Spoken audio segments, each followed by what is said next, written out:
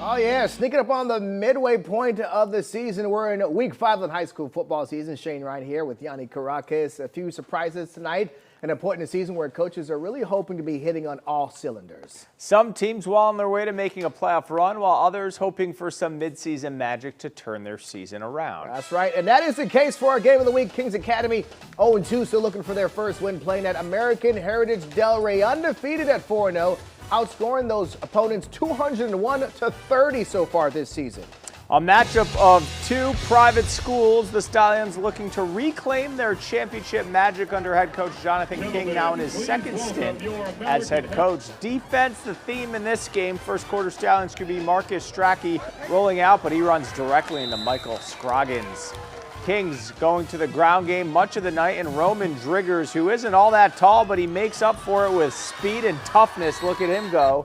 The Lions trying to keep it, though. DJ Benamy rolling to his right, throws across his body. Peyton Surtan with the interception. I'm told he's Pat Surtan's nephew.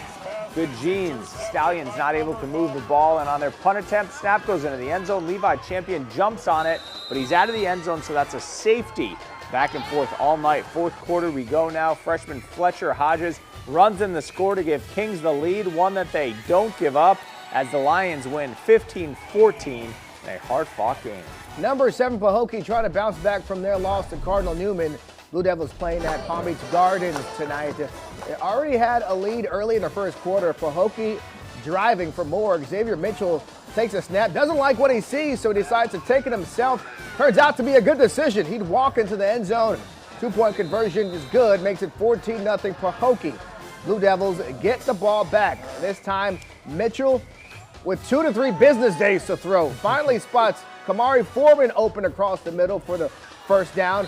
And on the next play, the Pahokee offensive line doing their job again. I heard the Dolphins looking for some offensive linemen. Mitchell hooks up with Foreman again. This would end in another Pahokee first down.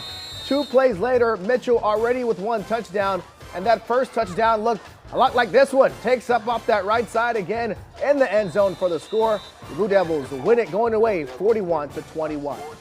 All right, now the two teams having pretty good seasons. At number 10, Martin County hosting Garcia, whose only loss is to Atlantic. The Tigers have won 3 straight after a season-opening loss to Sebring. Garcia put up 57 last week against John I. Leonard, the most the Tigers have given up this year, 13. Caleb Butler looking deep downfield. He has Zion Vilma, who makes a sensational grab.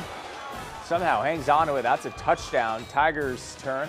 Could be Manny Louis avoids the rush, but he drops the football. Jace Gurian jumps on it, but they get it back. Butler pressured, throws into coverage. Austin Godwin picks it off. Martin County causing turnovers all night. Another interception. This time it's Justin Morris. Martin County doing it with defense. 21-10 victory. A couple of teams still in search of their first wins, either John I. Leonard or Suncoast getting their first win tonight. Which team would it be? A little rain out there in Riviera Beach. Suncoast led 8-0 at the half. First drive of the second half. Chargers looking for more. Nice run here by Connor Williams. Hey, photographer, get out of the way. Oh, that was me. I got out of the way. Not trying to do that tonight. Same drive. Suncoast, give it right back to him. Another tough run to get the ball inside the 10-yard line. And the old school football would continue right into the end zone. Andrew Bueno Tavares. Check out the celly here, Yanni. What's he going to do? You know, spread a little bit. Hey. Loving that. Chargers would go for 2. You know what's coming? It's another run, another conversion. He's in for 2. And the cheerleaders, man, what? They're going crazy. Wow. They're going crazy. Listen, just 6 wins for this program the previous 3 years. They get their first win of the season tonight, 36-6. So, yeah, they can go off. Nice. Appreciate that, Suncoast. All right, Boca Raton hosting Forest Hill, looking to improve to 3-1 on this season. Third quarter, Forest Hill forced to punt, but the Bobcats can't handle it as the Falcons jump on that loose ball. So they have some momentum, trailing 21-10, but the Bobcats put an end to all of that. Trouble with the snap. Nathan Weber makes them pay with a big tackle. Fourth quarter, Boca trying to add some insurance. A high snap, but as long as Aiden Elman gets his hands on the football, they should be just fine. He jets down the sideline, and that is a house call for the touchdown. Bobcats move to 3-1 on the year, 28-12. Seminole Ridge at Santa Lucia is trying to pull off the upset there in Lantana.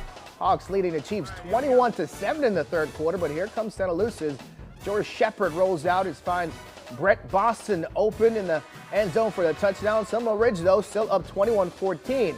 Well, back come the Hawks. They hand it off to Elijah Smith. Eventually, they would. Run it back. There you go. Here's a handoff to Elijah Smith. Watch him make his way through the defense like a knife through warm butter. He'd get in for 6.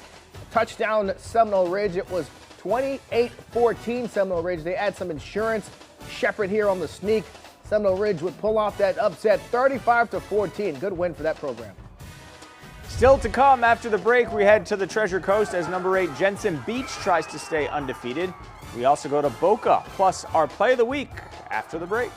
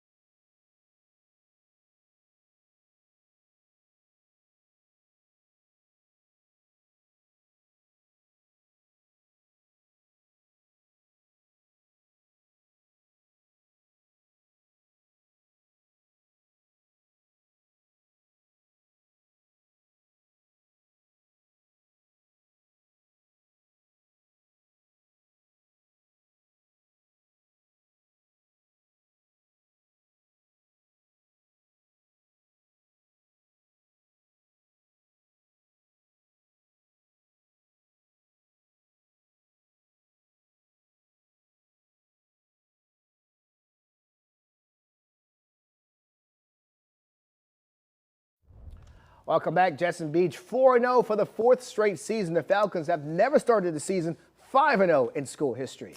For the last 3 years, it's been the same team stopping them. Jensen's 5-0 start. That would be the Benjamin Bucks trying to do the same this year and going for that in the 4th straight season. Bucks coming in with 3 straight losses after a season-opening win at Jupiter Christian. Rain coming down. Jensen can't handle the football. Jaden Cosby Mosley picks it up. That's a scoop and score for the touchdown. The Benjamins, Terrion Ivy Akins on the carry. He will be pushed forward by his teammates for the touchdown. Forget the tush push, it's the Bucks push. Jensen responds. Alex Thornton, the tough running back, plunges forward with the touchdown run for the Falcons. Then quarterback Dre Lott going to work, keeps this one himself, runs it in for the score. He would later add another. A strong second half for Jensen as they rally for the 35-21 victory. Brody Quillen, our community champion this week from Somerset Canyons, the first student to be community champion as they host Archbishop McCarthy.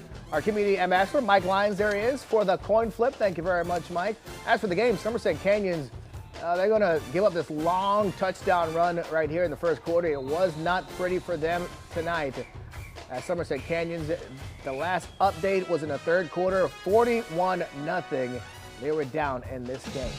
All right, player of the week coming from the Boca Raton and Forest Hill game. The Bobcats, Aiden Ellman dashing through the Falcons defense and then turning it on the Jets right past Yanni Caracas for a long touchdown run. Boca wins this game 28-12. Almost got smoked by some of those players on the sideline.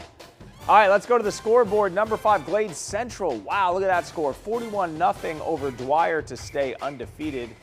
Tradition Prep with a nail-biter, a win 14-12 over Legacy in overtime. Spanish River ends a 2-game skid. Look at that score, shutting out Wellington 42-0. Palm Beach Lakes drops one at home to Winter Haven 29-16. The final score, West Boca. They went up to Treasure Coast. We know Treasure Coast a down year this year, but West Boca doing exactly what they needed to do on the road, going into Treasure Coast, not making it pretty, and they come out with a 50-6 win as the number 2 team on our Football Friday poll. Oxbridge, man, their season is just not getting off to the right start. Over right now as they go down to Fort Lauderdale. They take on Pinecrest. They're going to come back to West Palm Beach with a loss, 49-13, your final score in that game. Moving on now, Jupiter Christian heading up to Vero Beach. You're going to come back with a win. Jupiter Christian having a pretty good year as they take on Masters tonight, 42-20. Offense rolling for Jupiter Christian. Sebastian River, they're going to protect home turf as they head up. They hosted South Fork tonight, 21-7 the final there. South Fork was also having a great season, only managing 7 points on the night. Number 4, Cardinal Newman. If you're a Cardinal Newman Crusader fan, turn your head. They get blown out tonight on the road at Jesuit in Tampa, 31-0. Cardinal Newman, their second loss on the year. Undefeated Royal Palm Beach going up to Camden, Georgia, and they're going to come back to the Sunshine State with a loss. Their first loss of the season. I believe this is the first time they were actually scored on this season. Defense have been playing well, but 37-20 your final score as they come back to Florida. Some of our top 10 teams with byes this week: Vero Beach, Jupiter. Did Atlantic play this week? I believe Atlantic, yeah. Last night? Maybe last night. We're going to check on Atlantic, but. So maybe some movement in the top 10. You know, a team like Cardinal Newman loses to a team like that. Do they go down in the poll? That's a good team in Jesuit, but nice win for Jensen Beach coming back to beat Benjamin tonight. Nice win for Jensen Beach. Just putting to bed all that streak that Benjamin had going. All right, we're going to see you next week for